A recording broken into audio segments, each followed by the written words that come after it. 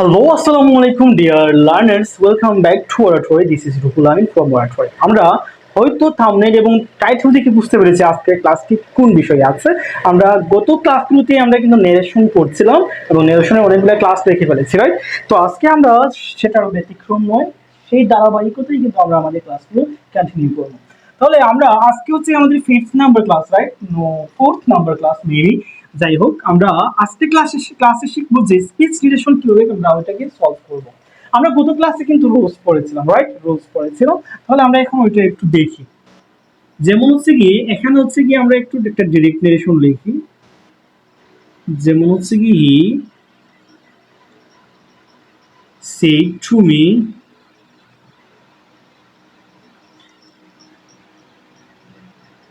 I am a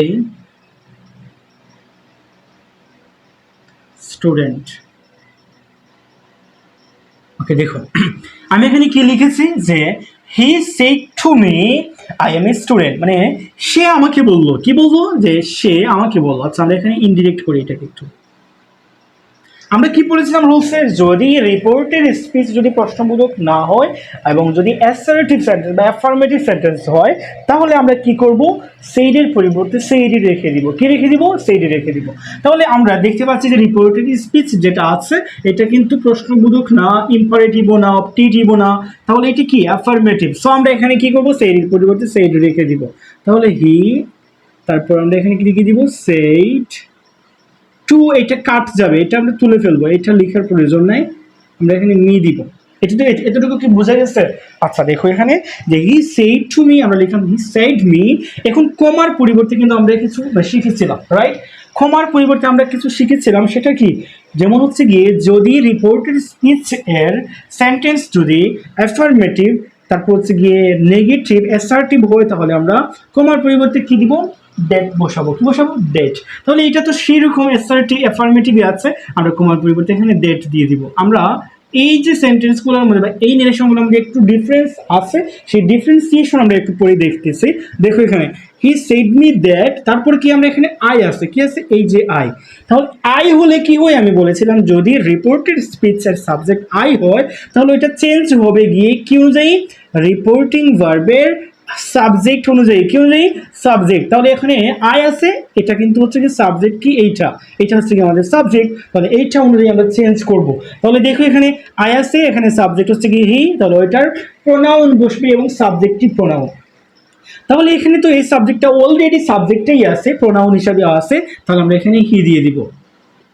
আমি আবারও বলি, he said me that he, হিটা কোথা থেকে আসলো, এই যে আই, এখানে আমরা আই লিখবো না, আইটা লিখবো না কেন, কারণ আই থাকলে আমরা জানি যে আই এর পরিবর্তে এখানে যে সাবজেক্ট থাকে এইটা প্রোনাউন বসে। তাহলে এটা বসালাম।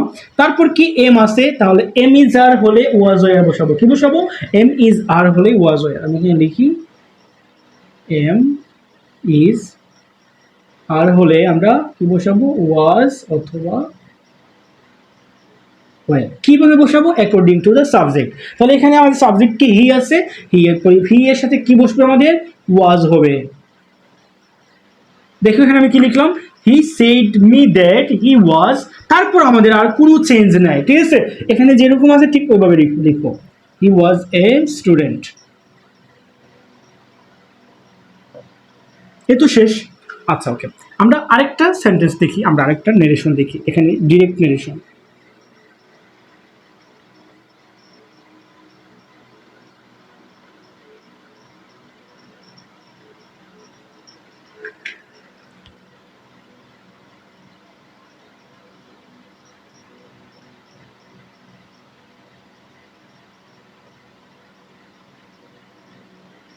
কি লিখলাম যে he said to me are you walking, মানে সে আমাকে বললো যে তুমি কি হাঁটতেছো, ওয়াকিং, তুমি কি হাঁটতেছো, আর ইউ ওয়াকিং।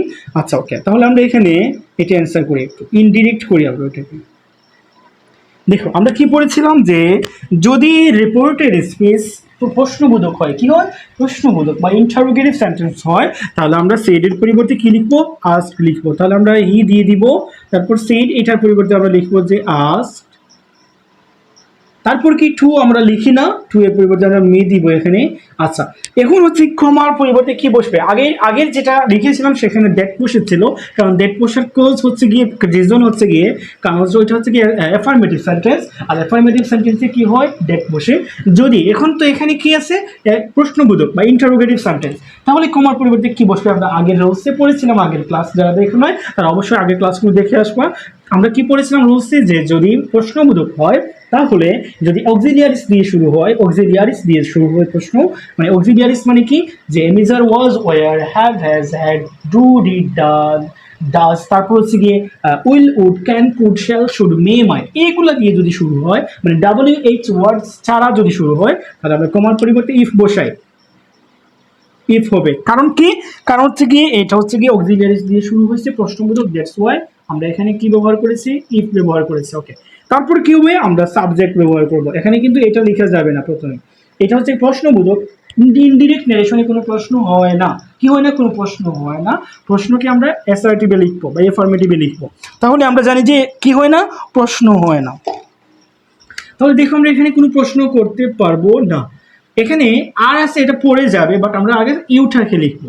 ইউটাকে ইউ এসে বসবে না, ইউ হবে গিয়ে ইউটা চেঞ্জ হয়ে এটা অবজেক্ট, এই যে রিপোর্টিং ভার্বের অবজেক্ট আছে না, এই যে মি, এইটার সাবজেক্টিভ প্রোনাউন বসবে। আমরা আগের সেন্টেন্সে পড়েছিলাম কি জানি, আগের যে নেরেশন আছে এটাতে পড়েছিলাম যদি আই হয় তাহলে সাবজেক্ট, আর ইউ হলে এখানে অবজেক্ট অনুযায়ী অবজেক্টের সাবজেক্টিভ প্রোনাউন বসবে। তাহলে ইউ আছে এখানে মি, মি হচ্ছে কি অবজেক্ট, এটার সাবজেক্ট হচ্ছে কি আই, তাহলে আমরা এখানে আই দিয়ে দিব।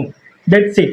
ওকে, তাহলে he asked me if I, তারপর কি এখানে ওয়াজ ওয়ার মানে এমিজার আছে, আমরা এমিজার থাকলে কি লিখি, ওয়াজ ওয়ার, যেহেতু এটা কন্টিনিউয়াস টেন্স, প্রেজেন্ট কন্টিনিউয়াস আমরা পড়েছিলাম যে কি হয় পাস্ট কন্টিনিউয়াস, তাহলে পাস্ট কন্টিনিউয়াস এর জন্য আমরা অ্যাকর্ডিং টু দ্য সাবজেক্ট আমরা ইউজ করলাম এখানে ওয়াজ, আই ওয়াজ, তারপর কি আমরা ওয়ার্কিং ব্যবহার করবো এখানে। এই তো হয়ে গেল আমাদের এই যে এটা অ্যাফার্মেটিভ সেন্টেন্স হয়ে গেল। তাহলে he asked me if I was working, that's it. এটা খুবই ইজি একটা সেন্টেন্স ছিল। আমরা নেক্সট আরেকটা সেন্টেন্স দেখি।